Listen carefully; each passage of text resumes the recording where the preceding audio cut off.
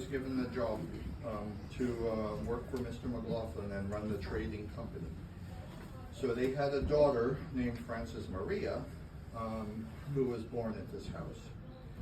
So this would have been their bedroom. So they would have had a really nice bed and a nice quilt and probably a bunch of quilts because it would be cold at night. They didn't have any central heating. So all of the rooms would have had one of these little stoves in them. And they would only start this at night.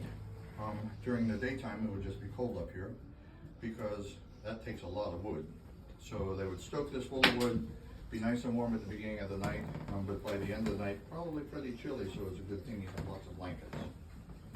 They didn't have closets, but they had great big bureaus like this, sometimes wall closets called armoires that were just a big piece of furniture that they could hang things up in.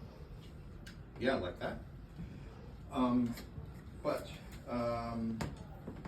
This would have been their bedroom, and those clothes that you see are ones that would represent something they might wear when they were going to church or if they were going to a party. Those are very nice, very expensive clothes that the Ermatingers could afford, but many people could not, at least initially. But the women would have had all long dresses like that, and the men would have worn that sort of style of dress only when they were actually going out and doing something. Their working clothes, the women still would have worn dresses, but not with the nice lace and the beautiful fabric. It would be much more sort of workaday stuff, almost like jeans. So things that would last because it was a pretty rough place to live. They didn't have any running water. They didn't have an inside bathroom. So they would actually go out and fill buckets of water from the well and bring them into the house and fill up the little dish that's over there in the pitcher. And that's what they would wash their face and hands when they'd go to bed and when they got up in the morning. And in the kitchen, they probably had a big barrel that they would fill with water so that they had things to cook with and to wash their hands.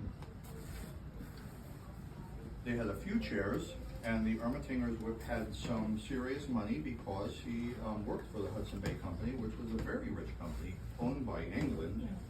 And they weren't sure whether this was going to be England or America because England owned all of Canada, and this wasn't part of the United States yet.